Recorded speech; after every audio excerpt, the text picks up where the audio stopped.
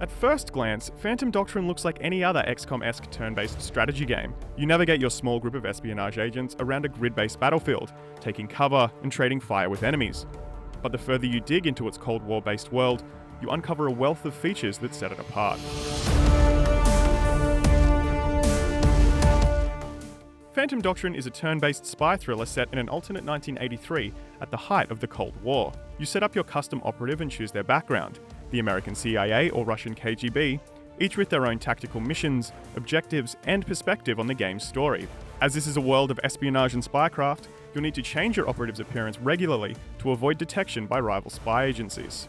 Missions play out much like XCOM with a few key differences. Operatives can be inserted into mission areas early to act as a man on the inside. In the game's opening level, my group of spies had brainwashed an enemy guard and were able to turn him to our side by speaking an activation phrase. Each mission starts with an infiltration phase where guards and NPCs won't react unless you give them pause. Walking into an embassy is fine, as long as you don't venture into any back rooms. Same goes for combat. It's always safer to sneak up behind an unsuspecting guard and take them out quickly and quietly, rather than pulling out your weapon and alerting everyone to your presence. When a situation does call for a heavy hand though, Phantom Doctrine offers several new and improved mechanics. Breaching allows you to position 2 members of your team outside a room and have them automatically move in and take out anyone inside. The genre standard Overwatch ability that lets your characters attack any enemies who enter their line of sight differs depending on distance. You can set a long-range conical line of sight to say cover a courtyard from a window, or you could cover a doorway with the circular short-range version. Between missions, your team retreats to a base of operations wherein Phantom Doctrine's most interesting mechanic takes place. Every piece of intelligence gathered in the field can be scanned for clues and added to an in-game investigation board. As you scan through redacted documents for aliases and locations, you click on words that seem important to add them to your notes. Once documents are scanned for clues, you need to literally connect the dots by matching different keywords with string. Eventually, you'll have a corkboard with photos, newspaper clippings, and blueprints that will unlock your next mission. While not deep, this simple minigame really makes you feel like a paranoid spy, piecing together the evidence of an elaborate conspiracy only you can see.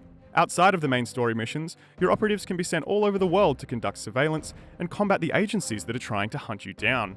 Operatives don't need to return to base either, as Phantom Doctrine allows them to stay in one place until you need them again. This way, you can spread your team all over the world and always have an operative close to any emerging threats. But seeing as this is a world of spies and paranoia, everything you can do, so too can the enemy. As you work to track down your enemy's base of operation or their high-level commanders, you'll receive intelligence of emerging threats or reports of enemy agents gathering intel. One such threat in my preview session saw an alert of an enemy agent on the overworld map.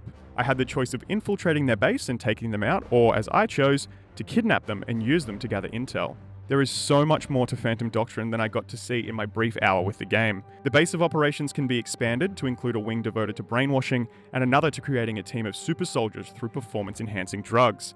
I can't wait to see how its tale of espionage and lo-fi spies unravels when it releases later this year on PC and consoles.